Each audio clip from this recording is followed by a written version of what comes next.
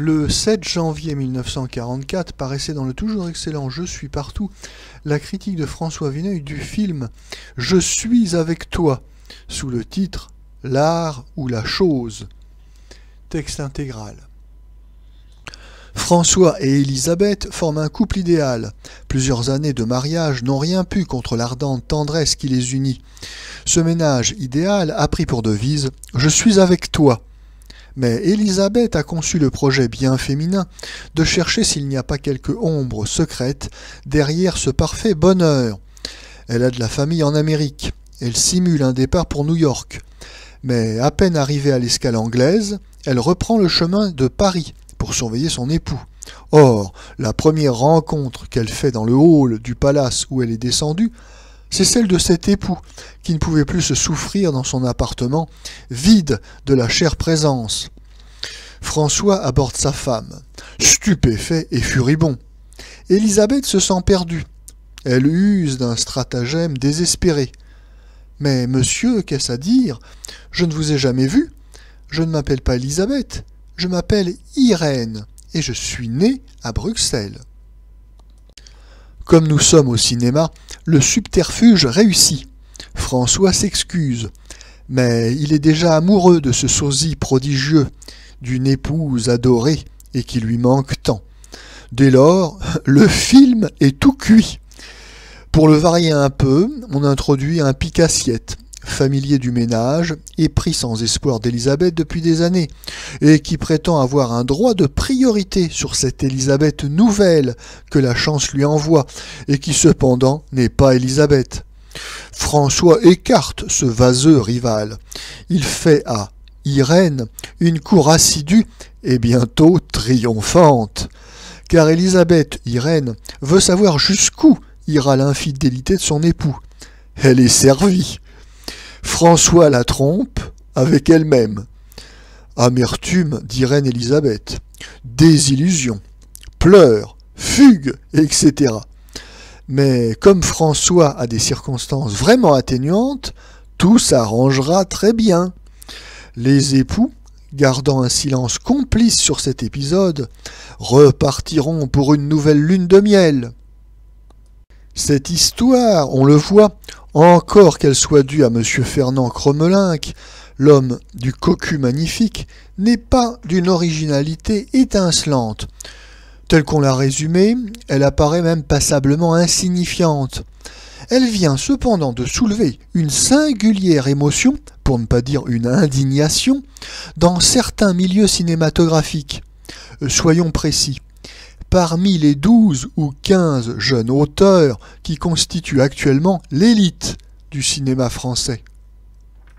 Efforçons-nous, n'étant ni juge ni parti, de conserver dans ce débat toute l'objectivité possible. Je suis avec toi est la dernière grande production de la maison Pathé, qui reste, après d'innombrables vicissitudes, la mieux outillée et la plus puissante de France. Cette maison, très conformiste jusqu'ici, a ouvert ses portes durant ces derniers mois à quelques brillants représentants de la jeune école française. Elle a repris en charge le prochain film de Marcel Carné. Il s'agit des Enfants du Paradis, à l'origine production de la société italienne Scalera. Commencé en août 1943 à Nice, le tournage fut interrompu le mois suivant à la suite du coup d'État du maréchal Badoglio en Italie. Interrompu l'été dernier par les événements d'Italie et leur cascade de répercussions financières. Elle va produire, premier de cordée, de l'excellent Louis Daquin. On voudrait se féliciter sans réserve de ce notable progrès, mais les auteurs dignes de ce nom, engagés par la fameuse firme ou en affaires avec elle, se plaignent très haut d'y rencontrer à chaque instant l'opposition d'un brains trust essentiellement commercial et bourgeois, qui entend en particulier faire prévaloir ses vues dans le choix et la confection des scénarios. Pathé venait en effet de créer un département de scénario qui avait engagé Giraudoux, Sartre, Alexandre Arnoux. Inutile de préciser qu'il n'en sortit jamais rien. De là les remous. Quoi? S'écrient les metteurs en scène. On ne tient aucun compte de nos réussites les moins discutables, après que nous ayons signé des films qui ont eu un succès complet, dont le public et la critique assurent qu'ils honorent le cinéma français. On nous traite avec moins de ménagement que le dernier des cousinets. On repousse des scénarios que nous aimons parce qu'ils représentent un effort d'originalité, de finesse, d'intelligence. On ne les accepte qu'avec des coupures et des triturations qui les défigureraient, leur enlèveraient tout intérêt et tout accent personnel. Et voilà ce que l'on nous propose en modèle, je suis avec toi. C'est ça l'idéal, le type de la production maison. Suivent naturellement des qualificatifs de la plus énergique sévérité. Nous n'avons pas encore entendu la réponse des producteurs. Il nous est facile de l'imaginer. Elle ressemblerait fort au discours que me tenait, naguère, un grossoyeur chevronné, disparu depuis, qui, justement, travailla beaucoup pour la maison Pâté, et que sa culture, sa malice, tenait à l'abri de toute illusion sur la qualité d'un gagne-pain fort rémunérateur. « Oui, disait-il, je fais du navet, nous faisons du navet, mais pourquoi nous en plaindre ? C'est une des conditions nécessaires d'une industrie cinématographique vivante et vigoureuse. Le gros film populacier, bon marché, d'un rendement sûr et considérable, est la locomotive qui aidera à mettre en route des films de valeur, plus chers, plus difficiles à amortir, mais les seuls, j'en conviens, qui fassent accomplir au cinéma des progrès, contribuent à enrichir son langage et ne sont point un luxe, mais au contraire des entreprises d'urgente nécessité. Ce langage demeure et demeurera toujours valable. Nous reverrons peut-être, grâce à nos améliorations techniques imprévisibles, l'époque des films à 100 000 francs, tournés avec une caméra de louage, et qui fut d'ailleurs pour l'écran si féconde. Mais, pour longtemps, le cinéma est une industrie lourde et qui va s'alourdissant de plus en plus. Le seul remède à cette situation serait un cinéma d'État, de haut en bas, avec le danger presque inévitable, d'un conformisme pire que celui du plus sot négoce. On a souvent vitupéré, et dans cette chronique plus qu'ailleurs, les servitudes industrielles et financières du 7e art. Il ne faudrait cependant pas oublier certains avantages que ces servitudes comportent. Il n'est pas toujours bon, surtout dans les moments d'extrême confusion, que l'artiste jouisse de liberté sans limite. L'exemple actuel de la peinture française nous montre l'usage qui peut être fait de cette liberté. Si le meilleur cinéma français de ces 2 dernières saisons a pu maintenir, à peu près seul, au milieu d'une anarchie quasi générale, certaines des plus précieuses vertus de l'esprit français, goût de la vérité, de la composition, économie des moyens, ne le doit-il pas en partie aux contraintes matérielles qui pèsent sur lui, qui sont fort excessives, mais imposent à l'artiste une discipline? Après cette parenthèse, revenons-en à notre locomotive. Dans l'état présent de l'industrie cinématographique, cette métaphore ne nous déplaît point, le principe non plus. J'entends bien que le navet n'a pas à être un mécène pur et simple du bon film. Nous parlons toujours industrie. Une industrie de quelque envergure, à côté de ses ateliers de série, entretient des laboratoires, des constructions de prototypes, sous peine d'être tôt ou tard distancés et condamnés. On peut fort raisonnablement n'envisager que sous cet aspect le financement par le navet du bon film. Certains producteurs allégueront que le principe est beaucoup moins aisément applicable dans les circonstances actuelles, avec une production réduite, des frais décuplés, etc., etc. Je n'en crois rien. La réduction du nombre des films est largement compensée par l'absence des concurrents américains et l'affluence des spectateurs qui n'ont plus guère que ce plaisir.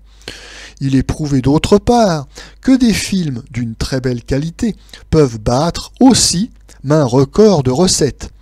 Il est de plus en plus logique que la locomotive emmène un wagon de première classe pour 2 wagons de légumineux. Telle donc peut être la justification de « Je suis avec toi », film de la plus médiocre catégorie, assuré d'un vaste succès, construit dans ce dessin, fameuse locomotive en somme. Mais il conviendrait de jouer loyalement la partie. Si les producteurs, enivrés par le rendement vraisemblable de « Je suis avec toi », en font l'objet de leurs rêves, leur grand film, et ne se soucient plus que de le rééditer, les artistes, qu'on écrase sous ce triomphal précédent, sont en droit d'élever de sombres protestations. Car, de leur point de vue, Je suis avec toi est un spectacle ni plus ni moins déshonorant. Nous avons donné un bref aperçu du scénario. L'invraisemblance de son point de départ n'y est point corrigée par la fantaisie du développement. Nous sommes entre la grasse farce et la comédie de boulevard, c'est-à-dire dans le marécageux domaine de M. Jean de Letraz. Je suis prêt à croire que M. Cromlinck n'y est pas pour grand-chose. Son canevas, en tout cas, est aggravé par un dialogue de M. Pierre Bénard, du genre le plus pesant. De merveilleux comédiens, Pierre Freinet, Bernard Blier, que je suis fort content de voir accéder à la grande vedette, mais comme j'aimerais que ce fût dans d'autres circonstances, accomplissent sans doute des prouesses de virtuosité en soulevant ces pierres de taille. C'est beaucoup de talent gaspillé. Monsieur Henri Decoing, le réalisateur, bien que peu personnel, n'est pas dépourvu non plus de talent, mais son adresse n'a aucun emploi ici. Il est entraîné par le grossier mécanisme du quiproquo, il ne peut que photographier bout à bout des scènes de banal théâtre. Il s'est réservé un morceau de bravoure, la classique promenade à Luna Park, les descentes en Scenic Railway. Nous aurions encore trouvé quelque intérêt à ces images embrouillées et pleines de répétitions aux alentours de 1920.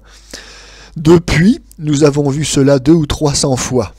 Ces exercices sont devenus aussi fastidieux que des gammes de pianistes. Et ici, le pianiste accroche plus d'une fois. On me signale d'autre part que « Je suis avec toi » démarquerait un vaudeville de Maurice Camage, Vacances payées, joué par Milton. En réalité, c'est Duvallès et non Milton qui était la vedette de ce film de 1938. Et tournant autour du même auto-cocuage. En vérité, un brain trust qui procède à de tels ressemblages est bien malvenu à faire la petite bouche et à ambitionner la dictature. On notera encore dans « Je suis avec toi » une laborieuse imitation des comédies américaines, telles que « Cette sacrée vérité ». La comparaison à laquelle on nous oblige fait ressortir plus fâcheusement encore la lourdeur et la pauvreté de la fabrication dite parisienne. Au lieu d'une aventure alerte, plaisamment basée sur un travers humain, un trait d'observation psychologique, nous n'avons qu'une carcasse grinçante de vieux et absurdes vaudevilles, badigeonnés et retapés tant bien que mal. Mais les artistes ont encore un autre argument. On nous arrête à tous les pas avec la clause de moralité dès que nous voulons aborder un sujet un peu plus dense, un peu plus véridique que d'ordinaire. La maison pâtée est spécialement chatouilleuse sur ce chapitre. Pourtant, son « Je suis avec toi », qui aura toutes les indulgences de la censure, n'est-il pas un film plutôt écœurant ? J'avoue m'être toujours senti incapable de chausser les bésigles de Feu l'abbé Bethléem, mais je comprends fort bien le dégoût que peut inspirer « Je suis avec toi » et dont témoignent déjà, sur mon bureau, plusieurs lettres, de termes malheureusement trop vifs pour être reproduits. La signification de l'anecdote n'est rien ici, mais le ton. Il rôde dans ce film un relent de grivoiserie qui, mieux encore que M. Jean de Letraz, le gentleman déjà nommé, nous évoque les lamentables numéros scatologiques des Folies Bergères et du concert Mayol, qui constituent, hélas, pour bien des provinciaux et bien des étrangers, le plus clair de l'esprit parisien. Le tout passé à un vernis de bonne compagnie, avec maître d'hôtel, champagne et smoking. On n'est pas autrement surpris qu'un brain trust d'excellents bourgeois se frotte les mains devant une marchandise d'une vente aussi commode, mais le brain trust n'est sans doute pas assez délié pour comprendre que la jeunesse de l'interprète seul aurait pu prêter quelque piquant à des sous-entendus très épais. Or, pour quelle raison tairait-on, tant cela crève les yeux, qu'Yvonne Printemps, à l'écran du moins, si elle conserve tout son esprit et son abattage, est devenue Yvonne Septembre. Quoi qu'il en soit, Je suis avec toi se tient dans une vulgarité qui est certainement, pour l'âme d'une nation, bien plus fâcheuse que la vue d'un joli téton ou qu'un juron salace. Que conclure ? Les commerçants font une bonne affaire avec le dernier film de M. Decoing. C'est leur droit et dans une certaine mesure leur devoir. On voudrait qu'une bonne affaire n'impliquât pas presque obligatoirement la bassesse et la platitude. On voudrait surtout que des commerçants, lorsqu'ils jugent utile d'appeler dans leurs usines des artistes, eussent la sagesse de laisser ces derniers libres de leurs mouvements. Ou bien les boutiquiers, les financiers demandent le concours des artistes pour des œuvres dont ils sont, eux, boutiquiers, incapables. Dans ce cas, ils devraient comprendre que les artistes sont infiniment plus qualifiés qu'eux pour décider de ces ouvrages et n'ont besoin que de quelque indépendance. Ou alors qu'on nous fiche la paix avec la qualité française, la recherche des talents et autres thèmes publicitaires. Qu'on placarde sur les studios, ici, on ne travaille que dans les troncs. Ainsi, les positions de chacun seront bien définies. Mais dans 5 ans, nous verrons ce qui restera des imposantes et très commerciales maisons qui se sont mises sous une aussi noble enseigne.